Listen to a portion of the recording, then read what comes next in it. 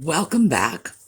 Well, my little four-legged friend is right here. He's sitting on a chair next to me, looking around. All right, now he's going the other way. He'll be back. Uh, Today, I thought we would talk about some upcoming projects, and I'm going to show you some pieces I purchased for the purpose of projects. So, when we come back,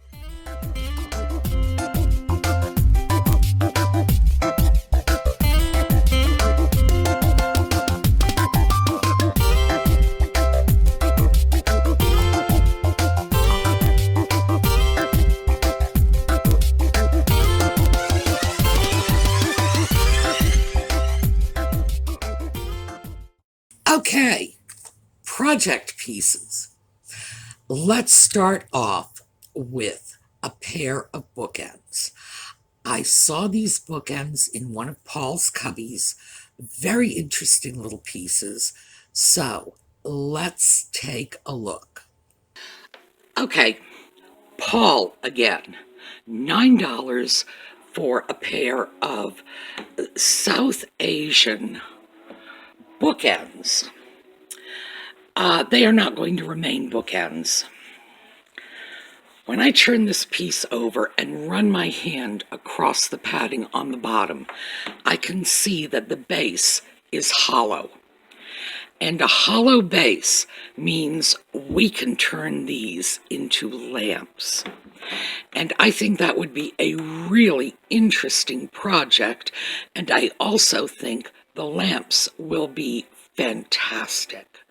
So we're going to take these $9. We're going to set them aside, and we are going to work on a lamp project. So these bookends were what was called at the time Siamese dancers. Sometimes they would be called Bali dancers, B-A-L-I.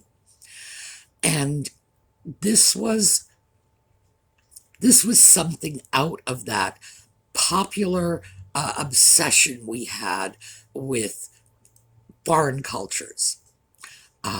Same general category with the Nubian lamps and the exotic South Asian dancers. This was just a thing. I think those pieces, which are small, they're fine as bookends, and I don't have a complaint about that, but I thought they would make some great project pieces.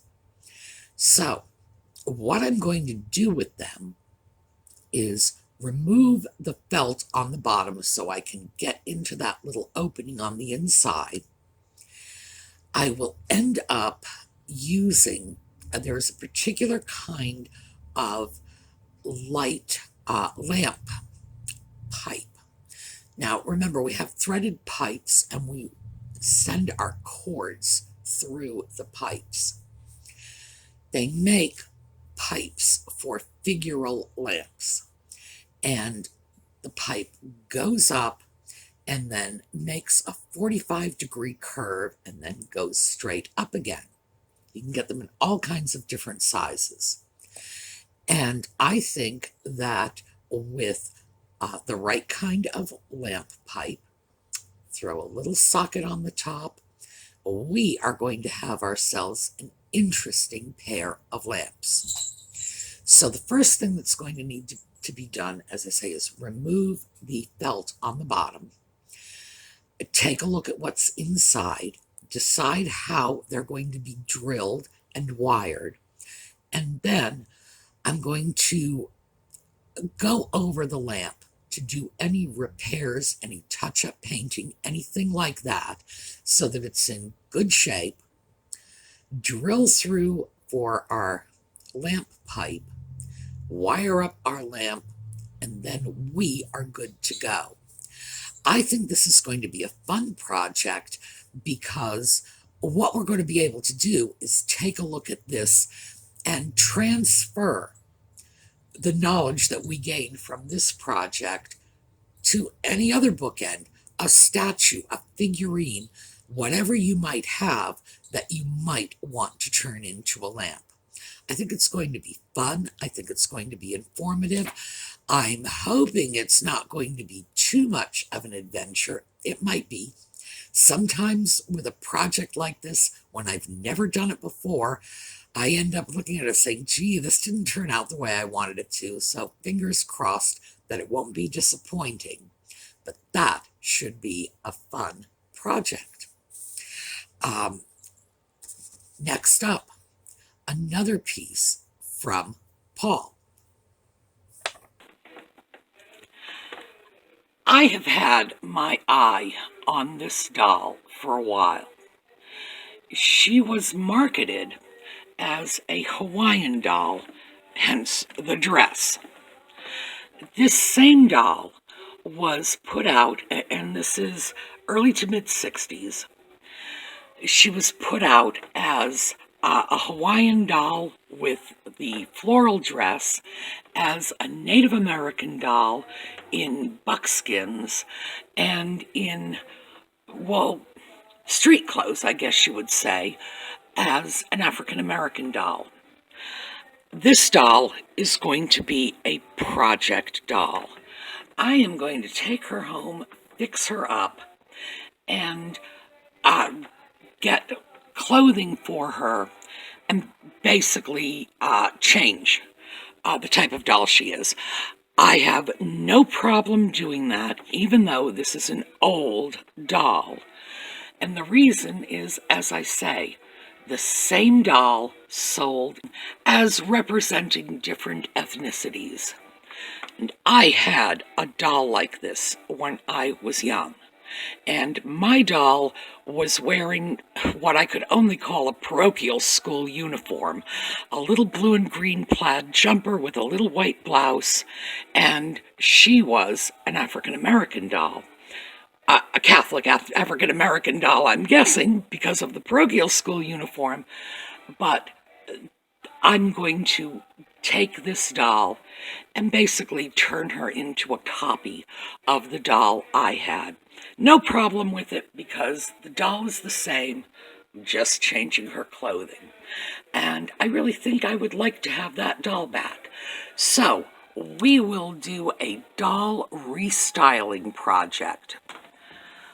$14, certainly higher than my little thrift store limit.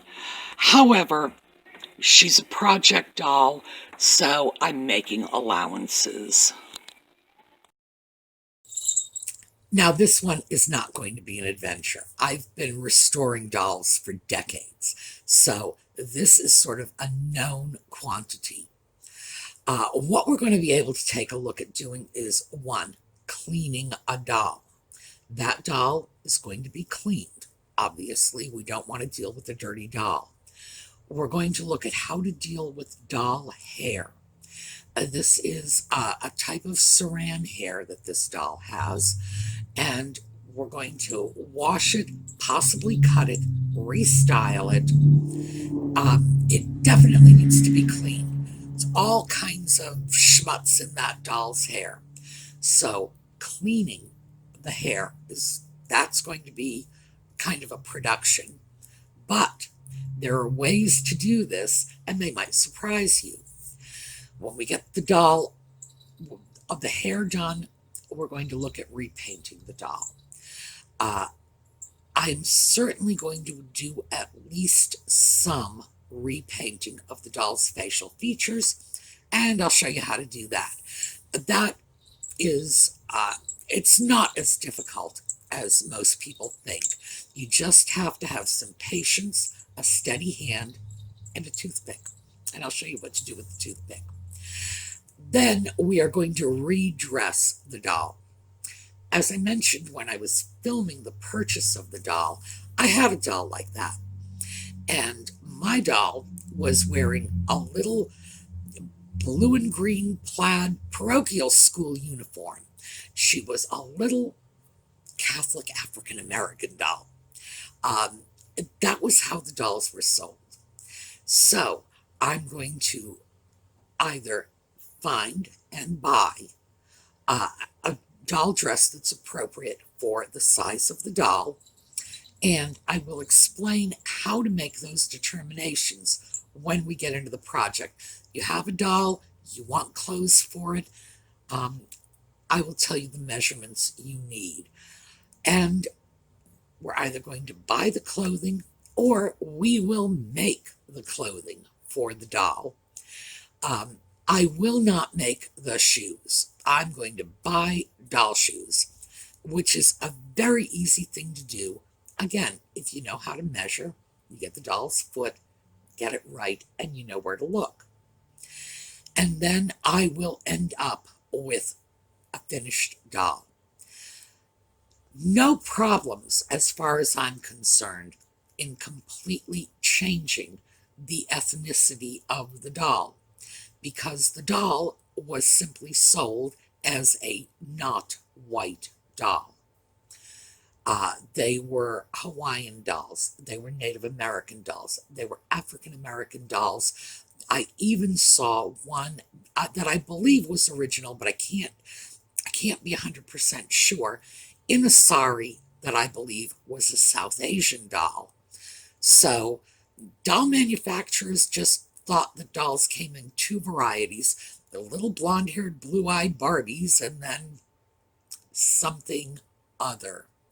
So we are going to take this other doll and reform her into what I want her to be. No problem with that, really. This is something that is done in the doll market all the time, and the doll isn't sufficiently old, rare, or valuable enough for me to be concerned about it. Also, I will say, and I say this, I know what I'm doing. I just throw it out there. I won't ruin the doll. If I thought there was a chance that I would ruin the doll, even though it's a newer doll, it's not rare, I wouldn't take the chance. But the things that I can show you how to do, you can apply to almost any doll that comes into your possession. So that too should be a really fun project. Next up, this is one of Paul's pieces. And when I was on my under $10 quest at Bedford, I was in great shape, under $10, right up to the very end until I saw this. And as well, there goes my $10 because it's coming home with me. So take a look. Well, I had promised myself that there was no way I was going to spend a penny more than $10 on any item here. But take a look at that chocolate pot. We've got 4 cups, 4 saucers. One of the cups, let's see if I can find, here it is. One of the cups has a broken and re-glued handle, but I think we can do a better job with this, even if we couldn't. The price on this is $15, so absolutely it is coming with. So the cups and saucers really didn't impress me, but we have a broken cup. The handle is broken and it's been re-glued. There's a very obvious glue line. That is a project. We are going to need to fix that. But also, the lid to the coffee, or to the chocolate pot on the inside, there is damage. And we are going to look at how to repair a larger piece of damage. Now, in the past, I've talked about how we can fill in little nicks and cracks and chips with acrylic nail stuff. Super easy, readily available, no great skill, and perfectly food safe. You put it on your nails, you put your hands in your mouth. Yeah, you don't have to worry about safety issues. One of our viewers does china repair, porcelain repair. She has a little YouTube channel. And I have been watching her videos whenever I get a chance. And she has some ceramic repair techniques, and I want to try one. So this is filling a larger bit of damage. There is a chunk out of that. And I want to see what we can accomplish using her tools and her supplies and her techniques. So I thought that would be a great deal of fun, especially because this is one of the people who watches our channel. And let's see how good a teacher she is, because I'm going to do this based on what she is showing us in her videos. So I think that should be fun. In any case, that chocolate pot is really too beautiful not to go to the trouble of making the repair. So I thought that would be another fun repair project, something we would like, and something we can learn from. So our final repair project so far is this. Okay, I imagine everybody's going to be very surprised by this, but I am taking this home. This is going to be a restoration project, and it is going into the hands of a serious collector of Black Americana. That's why I don't have a problem with this. So it is indeed coming with me. And let's just, our price was $20, so yeah. Oh yes, our little concrete fisher boy. Well, our little concrete fisher boy was broken completely in half at some point. It's glued back together. And what we're going to do with him is we are going to clean up that glue joint. I'm not going to try to break him apart and re-glue him. I think that would be begging trouble. I think trying to break apart the concrete could result in a lot more damage. And I think we can very easily clean off that messy glue joint because the piece needs full restoration. And he has a home already. I have a buyer for this piece. He understands that, yeah, I want to share the repair project with everyone, so it's not like he's going to get it tomorrow. Unfortunately, he is a patient guy. But he is a legitimate collector of Black Americana, so I don't have a concern about throwing a piece like this in the wrong hands. And, you know, that makes me very uneasy to begin with, but I'm very comfortable with this. So we're going to clean up the messy glue joint. We're going to sand down the painted areas so that we can repaint and create a nice, complete, restored piece. The watch points on this project are going to be matching the paint colors. I've seen a lot of these pieces that have been redone in modern colors, and I think that takes a lot away from the authenticity of the piece. So our real challenge is going to be matching the mustard colored paint on the boy's pants, matching that sort of brown of the stump he's sitting on, the dark red of the shirt, because we don't want to go with modern contemporary colors. This is an older piece, and we want to retain the look of age that this piece has. So that should be a very interesting project. And again, this is a transferable skill set. What we learn from this project can be applied to anything.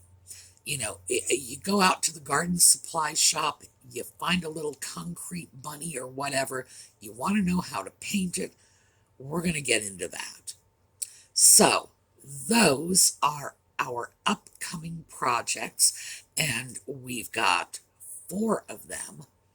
Hopefully, the new video schedule is going to give me a chance to catch up on some of these projects because I am very behind, and people are often asking, well, what happened to this project? What happened to that project? It's like, I don't have time. I don't have time to breathe. All right, so we are concluding with a little segment explaining about the new video schedule, asking for your input. Let me know when you want the videos to air, and we will do whatever we can to accommodate the largest majority of people. And then when we're through with that, we're going to take our little moment of serenity and look at our horizon pictures from JLS. So stick around. Those are the projects we can look forward to. We will see you tomorrow. I've recorded this little segment to give you an idea of what my new video schedule is going to be starting in the next few weeks to maybe month and a half. As most of you know, I originally began by putting out 3 videos a week. They were on the weekends. I think it was Friday, Saturday, and Sunday. And then we were hit with a pandemic. So I increased the video output in order to preserve the cohesion of our online video community. I know a lot of you were very isolated, anxious. We had all kinds of shortages. People were getting sick. I know some of you lost loved ones, and for that I am truly sorry. And frankly, none of us expected this health crisis would be lasting. Here we are, we're 10, 11 months into it. But now that we have vaccines out, all of my medical service personnel have been vaccinated, and we expect the vaccines to be available to the general public within a few weeks. I know some of you are still on lockdown, but we are seeing a light at the end of the tunnel. And I also have to tell you that, boy, I am at the very end of my ability to continue producing videos 6 days a week. So, given the fact that we are seeing the end is in sight, I'm going to gradually start cutting back my video output and getting back to that original format of 3 videos a week. So, I want to throw this out to you. I like doing videos to go out on Saturdays and Sundays, but I am going to do 3. So, why don't you decide what the 3rd day is going to be? Let me know. You know I read your comments. All right, so I'm going to show this little clip at the end of my videos for maybe the next couple of weeks, just so the transition is understandable for everyone. No surprises. And you can decide when you want to hear from me. All right. Have a great day, and I'll see you next time.